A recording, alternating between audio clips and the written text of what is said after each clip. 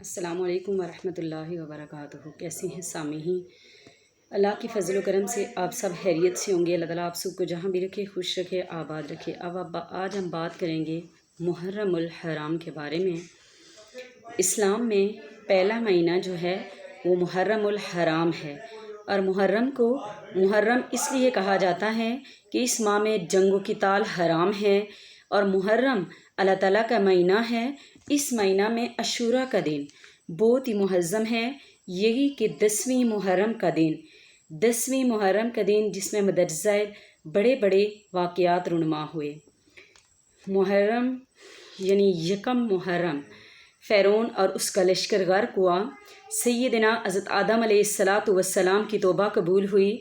جب حضرت آدم علیہ السلام اور ان کی زوجہ محترمہ حضرت حوا علیہ السلام کو جنت میں رہنے کا اللہ تعالیٰ کی طرف سے حکم دیا گیا، تو ان سے غلطی ہوئی، سرزنش ہوئی، تو اس کی وجہ سے حضرت آدم علیہ السلام کو دنیا میں مبعوث کیا گیا۔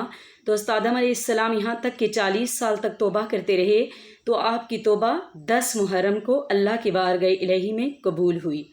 سیدنا حضرت یونس علیہ السلام کی توبہ بھی 10 محرم کو قبول ہوئی۔ سیدنا نوح علیہ السلام کی کشتی سے سلامتی کے ساتھ اترے 10 محرم کو، اور کوئی طور پر روزہ رکھا، اور دوسروں کو بھی 10 محرم کو روزہ رکھنے کا حکم دیا۔ بنی اسرائیل کے لیے جب دریا پھاڑا گیا تو وہ بھی 10 محرم کو۔ سیدنا حضرت ابراہیم خلیل اللہ علیہ السلام 10 محرم کو پیدا ہوئے۔ حضرت عیسیٰ علیہ السلام 10 محرم کو پیدا ہوئے۔ سیدنا حضرت یوسف علیہ السلام قید سے جب نکلے 10 محرم۔ سیدنا یونس علیہ السلام مچھلی کے پیٹ سے نکلے۔ محرم کے جو واقعات ہیں یہ وہ ہیں: سیدنا موسیٰ علیہ السلام پیدا ہوئے، سیدنا حضرت ابراہیم علیہ السلام پر نمرود کی آگ گلزار ہوئی، سیدنا حضرت ایوب علیہ السلام نے بیماری سے شفا پائی، سیدنا حضرت یعقوب علیہ السلام کی بینائی واپس آئی، سیدنا حضرت یوسف علیہ السلام کنویں سے نکلے، سیدنا حضرت سلیمان علیہ السلام کو بادشاہی ملی، سیدنا حضرت موسیٰ علیہ السلام جادوگروں پر غالب آئے، سیدنا امام حسین رضی اللہ تعالیٰ عنہ نے مرتبہ شہادت حاصل کیا۔ قیامت 10 محرم کو آئے گی۔ رب العالمین نے عرش پر اپنی شان کے مناسب استوا فرمایا۔ پہلی بارش آسمانوں سے نازل ہوئی، پہلی رحمت نازل ہوئی۔ اللہ تعالیٰ نے کرسی کو پیدا کیا، قلم کو پیدا کیا، آسمان کو پیدا کیا۔ سیدنا ادریس علیہ السلام کو جنت کی طرف اٹھایا گیا، پہاڑوں کو پیدا کیا گیا، سمندروں کو پیدا کیا گیا۔ عاشوراء کے دن اصحاب کہف کروٹیں بدلیں گے۔ عاشوراء کے دن نہایت ہی اہم دن ہے۔ اس دن کا روزہ رکھنا، یا آپ 10 یا 11 محرم کا روزہ رکھیں، یا 9 یا 10 محرم کا روزہ ضرور رکھیں، کیونکہ قرآن پاک میں ہے کہ محرم اللہ تعالیٰ کا مہینہ ہے، اس میں جنگ و قتال بھی کیا ہے؟ حرام ہے۔ تو عاشوراء کے دن، اس کو عاشوراء کا دن کہا گیا ہے 10ویں محرم کو۔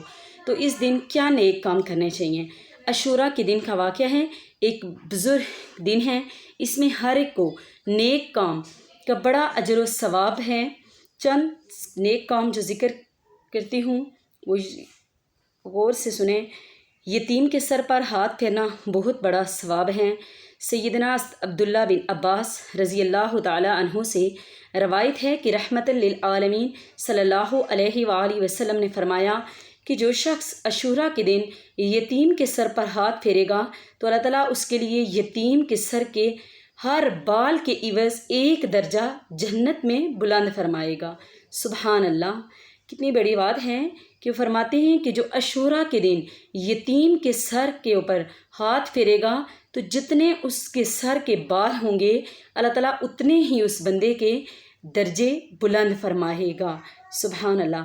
ویسے بھی یتیم کے ساتھ محبت اور الفت کرنا باعث اجر عظیم ہے، خواہ وہ عاشوراء کا دن ہو یا کوئی بھی دن ہو یا کوئی دوسرا دن ہو۔ سیدنا ابو امامہ رضی اللہ تعالیٰ عنہ سے روایت ہے کہ رحمت للعالمین شفیع مذنبین صلی اللہ علیہ وسلم نے فرمایا کہ جو شخص محض اللہ کی رضا کی خاطر یتیم کے سر پر ہاتھ پھیرے گا تو اسے ہر بال کے عوض نیکیاں ملیں گی۔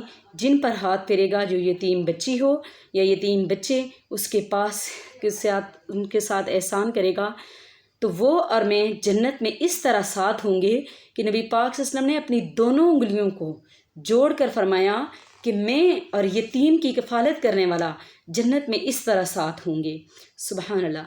عاشوراء کے روز غسل کرنا مرض بیماری یعنی ہر بیماری سے بچاؤ کا سبب ہے۔ رحمت للعالمین صلی اللہ علیہ وآلہ وسلم فرماتے ہیں کہ جو شخص عاشوراء کے روز غسل کرے کسی مرض میں مبتلا نہ ہوگا سوائے موت کے۔ عاشوراء کے روز گناہوں اور معافی سے گناہ سے توبہ کرنی چاہیے۔ اللہ تعالیٰ اس کی توبہ قبول فرماتا ہے۔ سیدنا موسیٰ علیہ السلام پر وحی نازل ہوئی اور حکم ہوا کہ موسیٰ اپنی قوم کو حکم دو کہ وہ 10ویں محرم کو میری بارگاہ الہی میں توبہ کریں، اور جب 10ویں محرم کا دن ہو تو میری طرف نکلیں، یہی توبہ کریں تو میں ان کی مغفرت فرماؤں گا۔ عاشوراء کے روز آنکھوں میں سرما ڈالنا آنکھوں کی بیماری کے لیے شفا ہے۔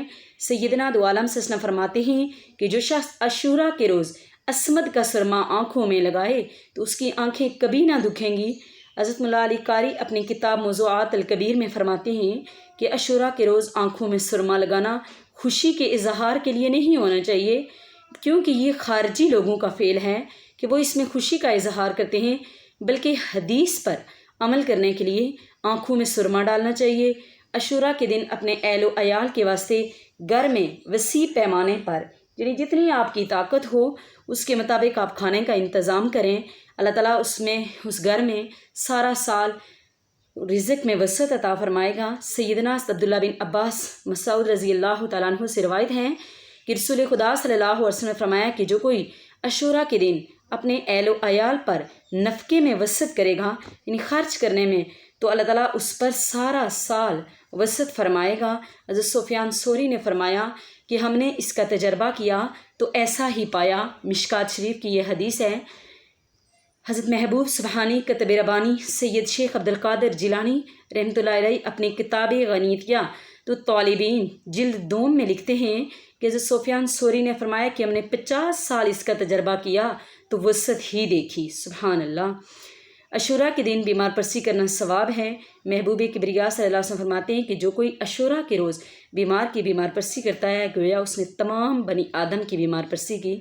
عاشوراء کے روز لوگوں کو پانی پلائے گا تو گویا اس نے تھوڑی دیر کے لیے اللہ تعالیٰ کی نافرمانی نہیں کی۔ 10ویں محرم شریف یعنی عاشوراء کے دن روزہ رکھنا بہت بڑا ثواب ہے۔ امام الانبیاء والمرسلین نے خود بھی اس دن روزہ رکھا اور اپنے غلاموں کو بھی روزہ رکھنے کا حکم دیا۔ فرمایا عاشوراء کا روزہ رکھو۔ انبیاء اکرام علیہ السلام بھی اس کا روزہ رکھتے تھے۔ تو اللہ تعالیٰ محرم میں ہم سب کو جو ہے نیک اعمال کی توفیق دے۔ آمین ثم آمین۔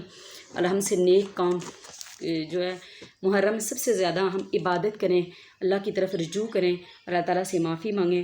اللہ تعالیٰ ہم سب کو اس پر عمل کی توفیق سے نوازے۔ جتنے بھی سننے والے ہیں ان سب کو اللہ تعالیٰ اس پر عمل کی توفیق دے اور ساتھ ہمیں بھی اس پر عمل کی توفیق دے۔ وآخر دعوانا والحمد للہ رب العالمین۔